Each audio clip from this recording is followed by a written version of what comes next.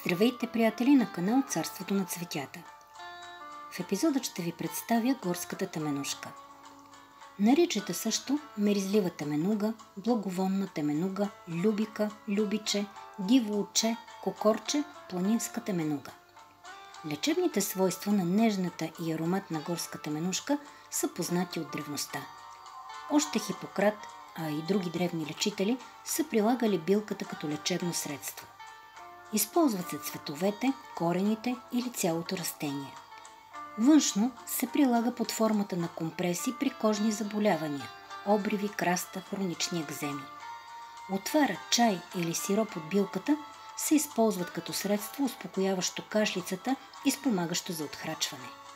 Горската теменужка се прилага при лечение на белодробни заболявания, белодробен емфизем, магарешка кашлица, подагра, ревматизъм, неволно изпускане на урина и други заболявания. Ето и една стара рецепта за сироп от горска теменужка. 50 грама цветове без чашките се заливат с 100 грама вряла вода и се оставят да киснат 24 часа. След това се прецеждат. В прецедената течност се добавят 150 грама захар. Разбърква се бавно, докато захарта се разтвори добре. Вари се 20 минути.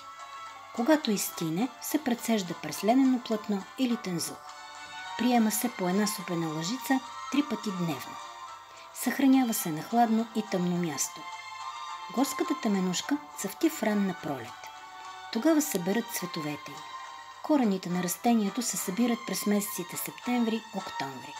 Използват се и сушени за чай. Цветето е изключително ценено в парфюмерията и ароматерапията. Освен това, е в списъка на медоносните растения. Семена за това нежно цвете може да поръчате през електронният ни магазин www.pazarstil.com, както и на телефон 089 49 51700.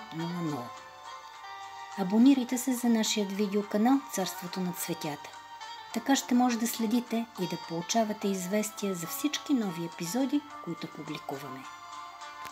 Епизодът подготви Екатерина Велинова.